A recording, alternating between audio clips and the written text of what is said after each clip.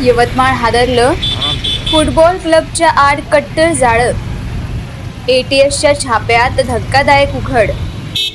एटीएसनं नुकताच यवतमाळ जिल्ह्यातील पुसद आणि अहिल्यानगरसह तब्बल 21 ठिकाणी सर्च ऑपरेशन राबवलं. या कारवाईत अनेक धक्कादायक बाबी समोर आल्या असून काही तरुणांचे ब्रेन वॉशिंग केलं जात असल्याची माहिती पुढे आली आहे. यवतमाळ जिल्ह्यात एटीएसने मोठी कारवाई करत 21 ठिकाणी एकाच वेळी छापे टाकले. या सर्च ऑपरेशन दरम्यान काही गंभीर धागेदोरे हाती लागल्याची माहिती सूत्रांकडून मिळत आहे. सूत्रांच्या माहितीनुसार पुसदमध्ये राहणाऱ्या काही तरुणांना कट्टर विचारसरणीकडे वळवले जात असल्याचा संशय आहे.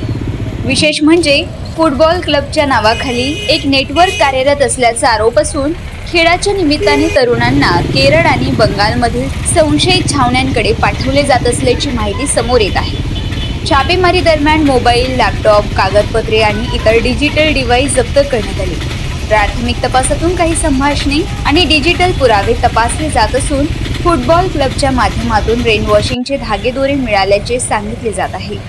या प्रकरणात पुसद आणि उमरखेड परिसरातील काही तरुणांचा सहभाग असल्याची माहिती समोर येत आहे. तपास यंत्रणा अधिक सखोल चौकशी करत असून पुढील काही दिवसात मोठे खुलासे होण्याची शक्यता वर्तवली जात आहे. मारेगाव वार्ता, सचिन मिश्रा, मारेगाव, यवतमाळ.